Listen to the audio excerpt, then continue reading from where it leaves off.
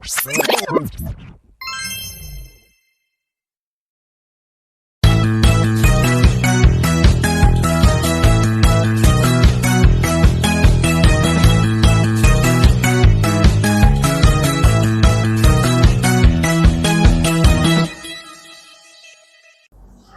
teman-teman, Assalamualaikum warahmatullahi wabarakatuh. Selamat datang di mata kuliah yang penuh inspirasi ini bersama saya, Asti Marlina. Dan hari ini kita akan menyelami dunia yang sangat dinamis dan juga sangat krusial bagi setiap bisnis, yaitu konsep pemasaran. Dalam sesi ini, kita akan membahas beberapa poin penting, mulai dari pengertian dan ruang lingkup pemasaran. Kemudian kita akan menelaah konsep pemasaran tradisional, lalu beralih ke konsep pemasaran digital yang sekarang itu lagi hits banget, lagi meroket banget. Kita akan membandingkan keduanya nanti, melihat bagaimana transformasi terjadi dan diakhiri dengan studi kasus yang menarik pastinya. Siap untuk petualangan ini? Yuk kita mulai! Sebelum kita masuk ke materi yang lebih dalam, kita sedikit rileks dulu yuk. Coba kalian ingat-ingat, pemasaran apa sih yang pertama kali kalian lihat hari ini? Coba kita ingat sama-sama yuk. Mungkin waktu kalian scroll media sosial atau scroll TikTok gitu ya. Atau mungkin tadi selama di perjalanan kalian lihat baliho di jalan. Itu menunjukkan bahwa pemasaran itu sebenarnya ada di sekitar kita. Melekat erat dalam kehidupan kita sehari-hari walaupun mungkin kita nggak sadar gitu ya. Jadi mari kita bedah lebih lanjut bagaimana konsep ini bekerja. Pemasaran itu sebenarnya apa sih? Seringkali kita hanya mengartikannya sebagai ya penjualan lah gitu ya. Padahal pemasaran itu jauh lebih luas. Menurut Kotler and Keller, pemasaran adalah proses di mana perusahaan melibatkan pelanggan, membangun hubungan pelanggan yang kuat untuk mendapatkan nilai dari pelanggan sebagai imbalannya. Sederhananya, ini adalah proses menciptakan nilai bagi pelanggan dan membangun hubungan yang kuat dengan mereka sehingga perusahaan bisa mendapatkan balasan nilai dari pelanggan. Ini mencakup riset, perencanaan, distribusi, hingga layanan purna jualnya. Pemasaran itu memiliki 3 fungsi utama. Yang pertama adalah fungsi pertukaran, yang kedua adalah fungsi distribusi fisik, dan yang ketiga adalah fungsi fasilitasi. Kita bedah satu-satu yuk. Fungsi pertukaran itu adalah memfasilitasi transaksi antara produsen dan juga konsumen. Jadi dia akan memfasilitasi transaksinya. Kemudian menyalurkan barang dari produsen ke konsumen melalui transportasi dan penyimpanan itu adalah pengertian dari fungsi distribusi fisik. Yang ketiga adalah fungsi fasilitasi, meliputi aktivitas pendukung seperti misalnya riset pasar, pembiayaan, standarisasi, dan juga pengumpulan informasi. Tujuan utamanya apa? Untuk menciptakan nilai dan juga kepuasan dari si pelanggannya, yang pada akhirnya ya akan membantu bisnis mencapai keberlanjutan dan juga pertumbuhan bisnisnya. Di era modern ini, pemasaran menjadi semakin penting. Kenapa? Karena pemasaran akan membantu kita memahami kebutuhan dan keinginan dari konsumen, menyesuaikan produk dan layanan sesuai dari tren pasarnya. Dan yang pasti yang nggak kalah penting, membangun serta memelihara hubungan jangka panjang dengan si konsumennya. Kita bicara tentang pemasaran tradisional.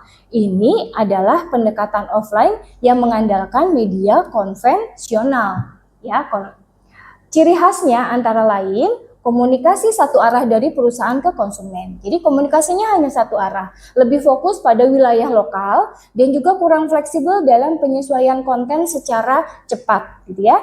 Jadi model ini cocoknya biasanya untuk produk dengan target pasar yang lokal aja atau konsumennya yang memang nggak terlalu aktif nih di ranah digital, gitu ya. Media yang digunakan apa? Nah, kita punya iklan cetak gitu ya, seperti koran, majalah, brosur, iklan luar ruang kayak billboard gitu ya, dan juga spanduk yang sering kalian lihat mungkin. Atau ada juga iklan elektronik di radio dan juga televisi. Ada juga direct selling gitu ya, atau penjualan langsung, serta ada juga event atau sponsorship seperti seminar atau pameran dagang. Pemasaran tradisional memiliki kelebihan dan kekurangan pastinya ya. Kelebihannya apa aja? Kelebihannya adalah bisa dirasakan langsung secara fisik. Ya, misalnya tadi ada brosur, ada baliho, kita bisa melihat langsung. Yang kedua, lebih dipercaya oleh segmen konsumen tertentu, biasanya generasi yang lebih tua gitu ya, baby boomers gitu dan seterusnya. Dan juga efektif untuk menjangkau pasar yang lokal. Tapi di balik kelebihan ada kekurangannya. Kekurangannya apa? Biayanya tinggi. Kenapa? Karena relatif mahal, terutama untuk iklan TV dan juga untuk billboard gitu ya. Itu memang relatif mahal.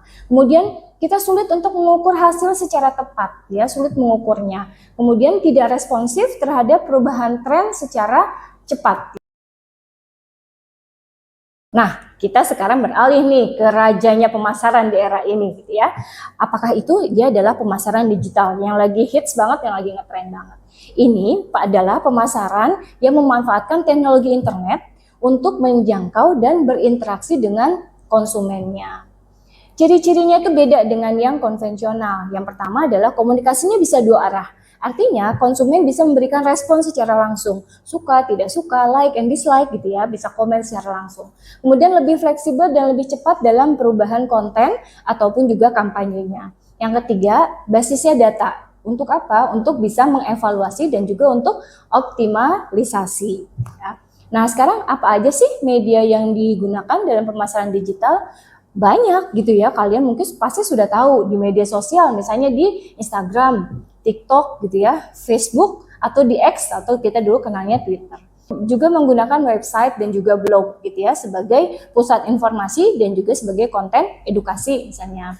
Menggunakan search engine marketing atau SEM dan search engine optimization atau SEO untuk meningkatkan visibilitas di media pencari. Kemudian kita bisa gunakan email marketing ya, untuk newsletter, juga untuk promosi dan komunikasi secara langsung. Iklan digital yang berbayar seperti Google Ads atau Facebook Ads gitu. Kemudian ada yang lagi ngetren juga adalah influencer marketing gitu ya, menggunakan pengaruh tokoh digital untuk menjangkau audiens kita. Nah, pemasaran juga pasti punya kelebihan dan kekurangannya gitu ya. Kelebihannya apa? Kelebihannya itu yang pertama, biayanya relatif rendah dibandingkan dengan pemasaran tradisional. Kemudian hasil kampanyenya tadi bisa diukur, lebih mudah diukur secara real time. Ya. Yang ketiga, kita juga bisa menargetkan audiens secara spesifik dan personal. Ya. Tantangannya, yang pasti ada tantangannya, perubahan tren dan algoritma platform yang sangat cepat. Perubahan trennya bisa berubah dengan sangat cepat. Persaingan konten yang juga sangat ketat yang pasti. Kemudian membutuhkan keahlian digital dan juga membutuhkan keahlian untuk menganalisis data. Agar lebih jelasnya, yuk kita bandingin pemasaran tradisional dan digital dari beberapa aspeknya. Yang pertama, target audiens dan jangkauan. Pemasaran tradisional lebih cocok untuk pasar lokal dan audiens yang jarang menggunakan internet gitu ya. Sementara pemasaran digital menjangkau audiens yang lebih luas, termasuk nasional hingga ke internasional.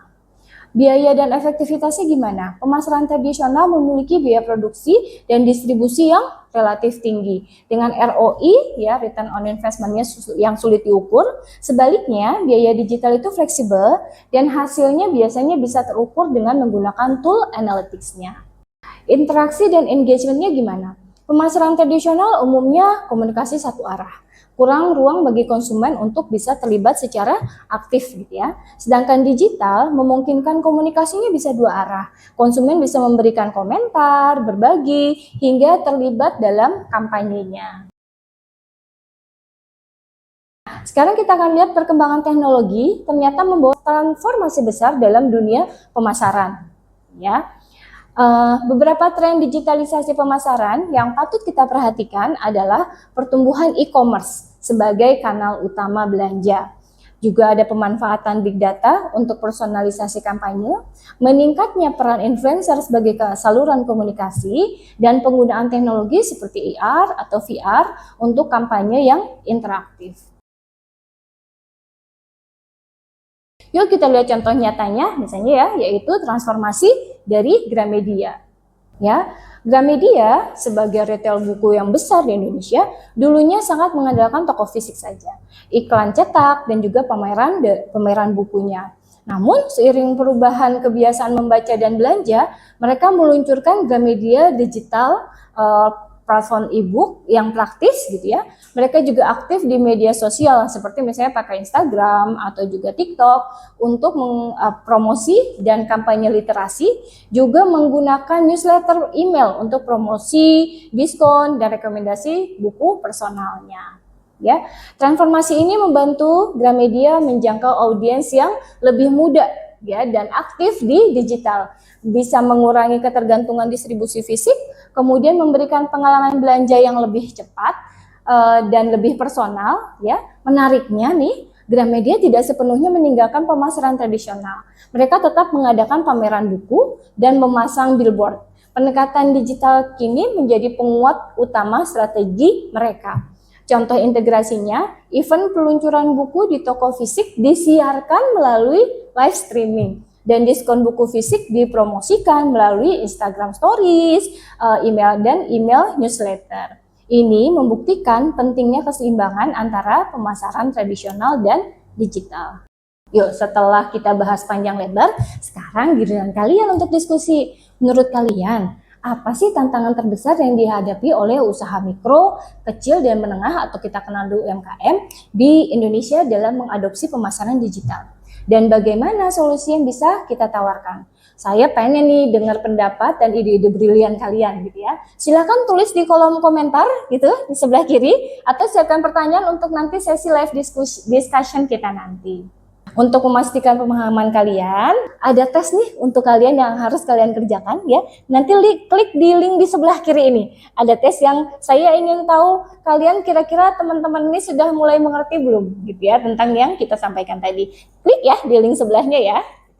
Jawaban kalian nanti bisa membantu saya untuk melihat sejauh mana sih pemahaman kalian tentang materi hari ini. Baik, teman-teman mahasiswa-mahasiswi yang saya banggakan, kita sudah menjelajahi berbagai aspek penting dalam konsep pemasaran, dari yang tradisional sampai yang digital, dan juga melihat bagaimana keduanya ternyata bisa bersinergi. Semoga materi ini bisa memberikan wawasan baru dan memicu kreativitas kalian dalam melihat peluang di dunia pemasaran. Jangan ragu untuk bertanya ya kalau ada hal yang kurang jelas. Tetap semangat belajar dan terus berinovasi. Sampai jumpa di sesi berikutnya. Bye-bye.